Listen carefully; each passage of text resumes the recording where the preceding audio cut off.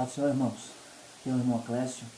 Quero aqui deixar uma palavra de Deus para você que se encontra no livro do profeta Ageu, capítulo 2, versículo 9, que diz assim: E a glória desta última casa será maior do que a da primeira, diz o Senhor dos Exércitos. Neste lugar darei a paz, diz o Senhor dos Exércitos. Irmãos, sabemos que Ageu ele foi um profeta que profetizou depois do cativeiro babilônico, 70 anos. Nós temos 12 profetas menores: Oséias, Joel, Amós, Obadias, Jonas, Miqueias, Naum, Abacuque, Sofonias, Ageu, Zacarias e Malaquias.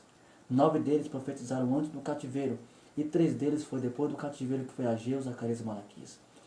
Mas, para chegar até aqui, irmãos, eu tenho que retroceder você um pouquinho ao princípio de todas as coisas. Sabemos que na história de Israel houve 3 cativeiros, não foi só 2 nem 1. Foram 3 cativeiros que teve na terra de Israel. O primeiro foi o cativeiro do Egito, onde o povo passou 430 anos aprisionado.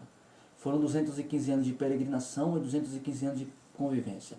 A minha Bíblia diz que no meio desse cativeiro do Egito, depois que José entra naquela terra, ele, seu pai Jacó e os demais irmãos que ele tinha, as 70 almas que entrou, José morre, e morreu o faraó que estava com José também. Só que se levantou outro faraó que não conhecia Deus. Faraó não era nome, era uma dinastia. E o rei daquela terra se chamava Ramsés. Ramsés viu que o povo hebreu estava crescendo. Ele começou a falar para aquele povo: eu quero que você jogue todos os hebreus que nascerem homem, jogue dentro do rio Nilo, não deixe nenhum viver. Porque Israel estava crescendo, Israel estava se multiplicando. A promessa que Deus havia feito para Abraão há anos atrás estava se cumprindo dentro do Egito, que o povo estava crescendo e se multiplicando. No capítulo 1 de Êxodo, no versículo 12, está escrito lá que quanto mais Israel apanhava, mais crescia. E eu tenho uma palavra de Deus para você: quanto mais te batem, quanto mais te humilha, mais você vai crescer na terra da sua humilhação. A minha Bíblia diz que Joquebede, quando ela se juntou com Arão, quando se juntou com Arão ali, que era descendente de Levita, ela engravidou. A Bíblia diz que ela orou a Deus, ela falou: Deus, não deixe meu filho nascer homem, porque se nascer homem ele vai morrer nessa terra, assim, mas que nasça uma menina. Só que a minha vontade, a sua, não é a vontade de Deus, irmãos. A minha Bíblia diz que quando vai nascer a criança, nasce o quê? Um menino, um homem. E quando Joquebede viu que o seu filho nasceu um homem, a Bíblia diz que ela começou a chorar, ela começou a se lamentar: Senhor, agora meu filho vai morrer, Senhor. O meu filho, vão colocar a mão nele, vão matar ele, os egípcios vão matar ele. Só que a Bíblia diz que aquele que tem promessa de Deus, o inimigo não pode colocar as suas mãos. Joquebede, ela escondeu a criança 3 meses, e não podendo mais esconder a criança, ela foi lá na beira do rio Nilo. Ela pegou juncos, ela fez daqueles juncos uma arca, e colocou Moisés dentro da arca, e colocou a arca dentro do rio Nilo. A minha Bíblia diz que quando, aleluia, louvado é o nome do Senhor, quando a filha de Faraó e as suas donzelas foi tomar banho no rio Nilo, porque o rio Nilo era considerado um rio sagrado, a minha Bíblia diz que quando ela foi tomar banho dentro daquele rio Nilo, ela escutou um choro, e aquele choro levou ela a uma criança.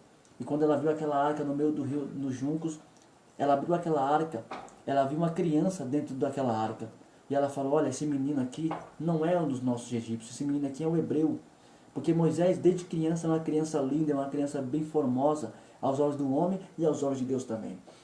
Faraó havia tido uma surpresa antes do menino nascer, porque os magos, os astrólogos que tinham do Egito, Deus usou e confundiu a ciência ali. Os astrólogos falaram para Faraó: nascerá um libertador dessa nação, desse povo aqui dentro do Egito, que é Israel. Só que a gente não sabe se vai nascer no lar hebreu ou se vai nascer no mar egípcio. E pois bem, Moisés ele nasceu no lar hebreu e ele cresceu como egípcio. A minha Bíblia diz que quando a filha de Faraó achou Moisés dentro daquela arca, Miriam tinha uns 13 anos na época, e quando Miriam viu que ela achou a criança dentro daquela arca, a minha Bíblia diz que Miriam correu até ela e falou: você quer que eu chame uma ama das Embreas para que cuide dessa criança? E ela foi chamar, e ela chamou quem? A mãe da criança, Joquebede. O que Joquebede tinha perdido, voltou para a mão dela. Eu quero falar para você nessa noite: se você perdeu algo, Deus vai fazer voltar para as tuas mãos nessa tarde de hoje. A Bíblia diz que quando Joquebede, quando a filha de Faraó entrega aquela criança para Joquebede, ela cria a criança até uma certa idade. Mas depois que ela cria a criança até uma certa idade, a Bíblia diz que a filha de Faraó mandou buscar a criança na mão de Joquebede. E Moisés ele foi levado para onde, irmão? Para dentro do palácio de Faraó. Moisés, tradicionalmente, significa tirado das águas. Para a tradução egípcia do nome dele quer dizer gerado, filho ou nascido. Moisés em hebraico é Moshe, que significa tirado tradicionalmente das águas. E Moisés ele foi para dentro do palácio de Faraó e ali ele aprendeu matemática, aritmética, todo tipo de artes, de ciências, os magos, os astrólogos, ele aprendeu tudo. Ele não era um mago, não era um cientista, mas ele aprendeu dentro do palácio de Faraó. E quando chegou no processo dos seus 40 anos de idade, a minha Bíblia diz que Moisés ele foi ver como é que estavam os seus irmãos e ele viu, ele atentou, ele olhou a humilhação que Israel estava passando dentro do Egito. E quando ele ficou sabendo que não era filho da filha de Faraó, ele viu um hebreu brigando com um egípcio, ele matou o hebreu, ele matou o egípcio e enterrou o cidadão na areia. Como antigamente a justiça antigamente era privada, a justiça antigamente era privada, hoje a justiça de antigamente, do tempo do Antigo Testamento, não era igual a nossa justiça hoje em dia. Porque hoje se tiver uma pessoa que mata outra pessoa, tem a polícia que vai atrás e prende. A justiça do Antigo Testamento era o contrário, era privada. Ou seja, se houvesse alguém morrido em uma família, e a pessoa que matasse alguém de outra família, é logicamente que a família daquela pessoa que morreu iria atrás da pessoa que matou e ia matar ele também. A justiça era privada. O familiar poderia fazer justiça desse jeito. Mas como que não tinha antigamente, então quando o faraó soube que Moisés matou aquele Egito, o Egito todo foi para cima dele. O Egito todo foi para cima de Moisés de uma tal forma que Moisés chegou a fugir daquela terra. Ele foi para Midian, e lá em Midian ele passou mais 40 anos lá. Lá ele conheceu a sua esposa Zípora, lá ele teve mais 2 filhos com ela, que era Jefes e Eliezer. E quando Moisés estava com 80 anos de idade, a minha Bíblia diz que ele subiu no Monte Sinai. Porque o Monte Sinai, a palavra Sinai significa sarça ardente. O Monte Sinai ele tem 3 nomes. Um significa sarça ardente, outro significa Monte do Senhor, e outro significa Horebe, da onde Elias fugiu da maldita Jezabel, que você já conhece até a história também. A Bíblia diz que quando Moisés se encontra com Deus na sarça ardente, Deus envia Moisés de volta para o Egito e fala: Moisés, eu quero que você tire meu povo de lá do Egito, porque eu não suporto mais ver a humilhação que o meu povo passou. E quando Moisés vai para dentro do Egito mais uma vez, ele entra dentro do Egito, Deus ali usa Moisés para poder mandar 10 pragas sobre o Egito. Foram 10 sinais que Deus mostrou dentro do Egito, a mostrar para o Faraó e mostrar para os seus homens que nosso Deus é o Deus poderoso de todas as coisas. E no capítulo 12 de Êxodo, se você medita lá depois que você vai ver, no capítulo 12 é a primeira e última Páscoa que está no Egito. Ele falou: Moisés, eu quero que você pegue um cordeiro, guarde esse cordeiro até o 14º dia. E eu quero que você degole o cordeiro. O sangue você pode aspergir nos umbrais da sua porta, mas o cordeiro você pode comer assado à noite. Essa é a Santa Ceia e a Páscoa. E fale para o povo comer com sapato nos pés. Fale para o povo comer com cajado na mão, porque é essa última noite que meu povo passa no Egito. Quando foi por volta de meia-noite, a Bíblia diz que Deus mandou a última praga da mortandade e matou todos os primogênitos dentro do Egito, só Israel que ficou vivo. E foi aí que Faraó cedeu a liberdade para o povo hebreu através de Moisés.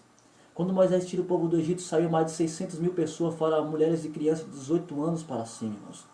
Passou 40 anos de deserto.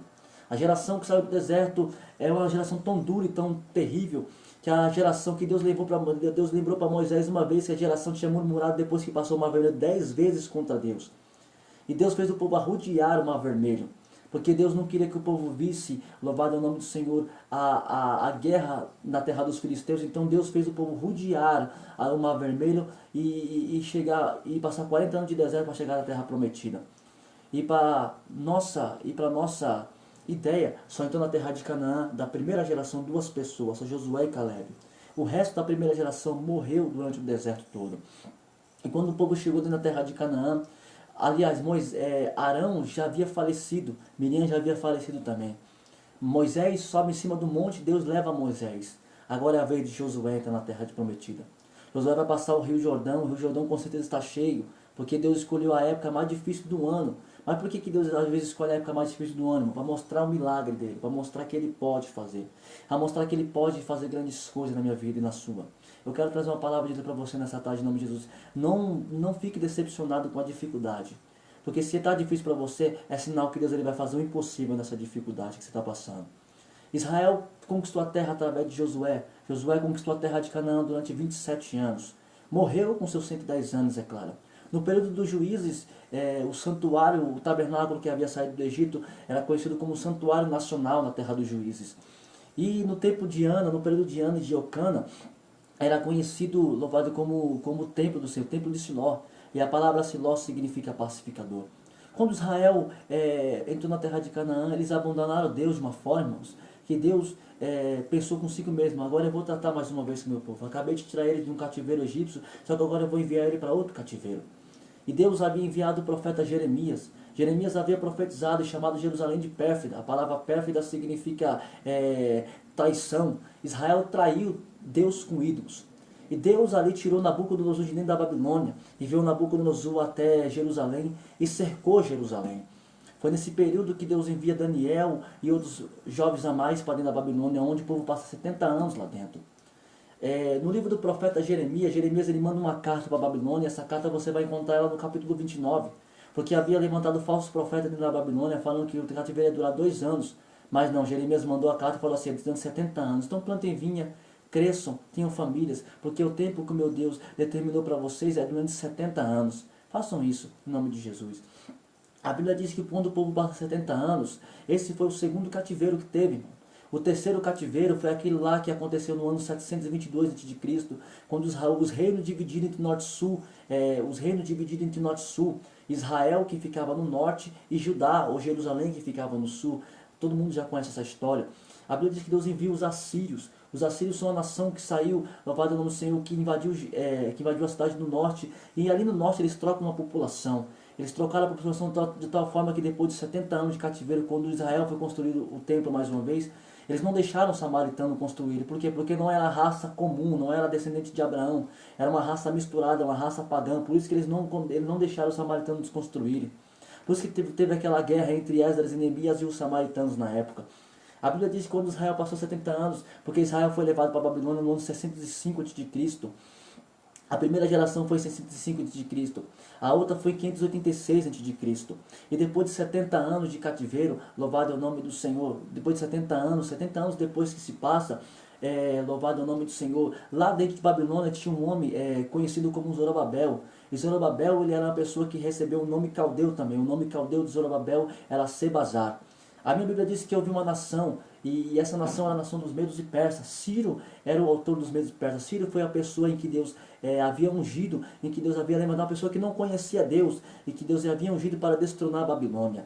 E a minha Bíblia diz que depois dos 70 anos, no capítulo 45 de Jeremias está escrito: Deus havia escolhido Ciro e havia ungido Ciro para destronar os reis. E no capítulo 5 de Daniel está escrito lá que quando Beltesazar dava aquela festa de orgia, a minha Bíblia diz que foi ali nesse momento que apareceu uma mão, uma mãozinha, uns dedos de mão, escrevendo Mene, Mene, Tekel, Parzinho.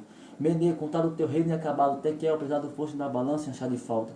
E Parzinho, dividido o teu reino e dado no meio de Persa. Quando Daniel, que já viu quando já estava com 90 anos, quando ele viu aquela interpretação, ele interpretou aquilo aí para o rei Beltesazar, Ciro entrou pelos canais vulneráveis de Babilônia e destronou Babilônia por completo.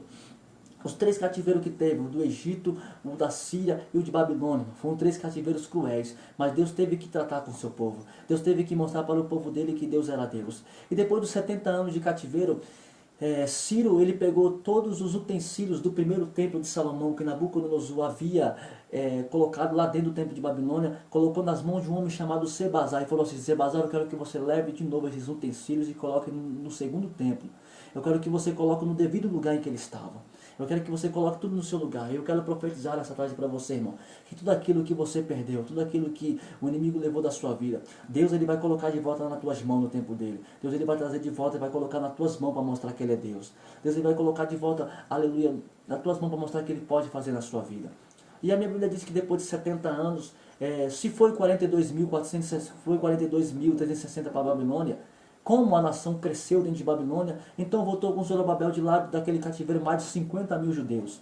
E esses 50 mil judeus foi quem ajudaram Zorobabel a construir o templo de Jerusalém.